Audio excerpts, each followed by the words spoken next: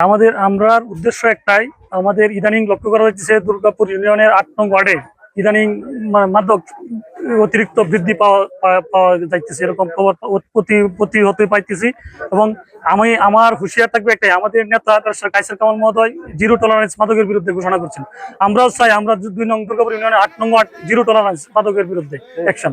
আমার হুঁশিয়ার থাকবে একটাই, যারা মাদক কারবারি এবং মাদক সেবনকারী দুজনেই সাবধান হয়ে যান, দুটা পক্ষই সাবধান হয়ে যান।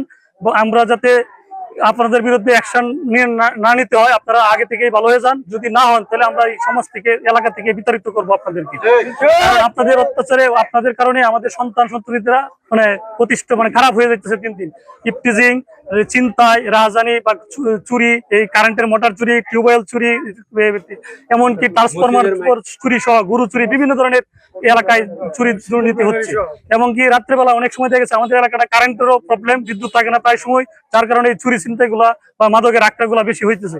তা আমার প্রশাসনের কাছে সদূর দৃষ্টি থাকবে যে আমাদের যাতে বিদ্যুৎ গুলাও ঠিক মতো সরবরাহ পায়, প্লাস মাদকের বিরুদ্ধে জোর দাবি প্রশাসনের প্রতি, যাতে এটার বিরুদ্ধে সোচ্চার হওয়া যায়। আলহামদুলিল্লাহ, আমরা একত্রিত হয়েছি মাদক, জোয়া, কি জানি ইয়াবা, এই সমস্ত নিশা এর বিরুদ্ধে আমরা প্রতিবাদের জন্য।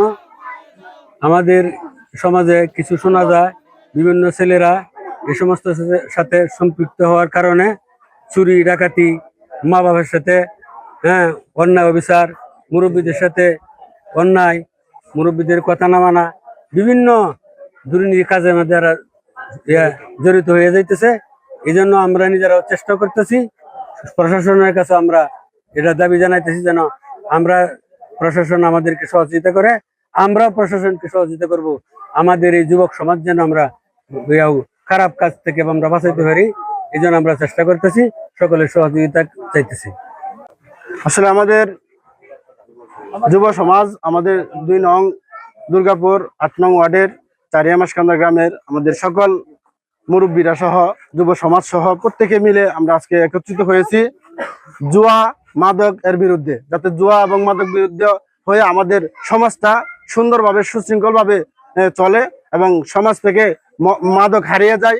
সরকারি যেভাবে এই মাদক বিরোধী আন্দোলন গড়ে তুলতেছে, আমরাও আমাদের সমাজ থেকে যেন এই মাদক দূরে রাখতে পারি, আমাদের সন্তানদেরকে যেন উন্নত শিক্ষায় শিক্ষিত করতে পারি।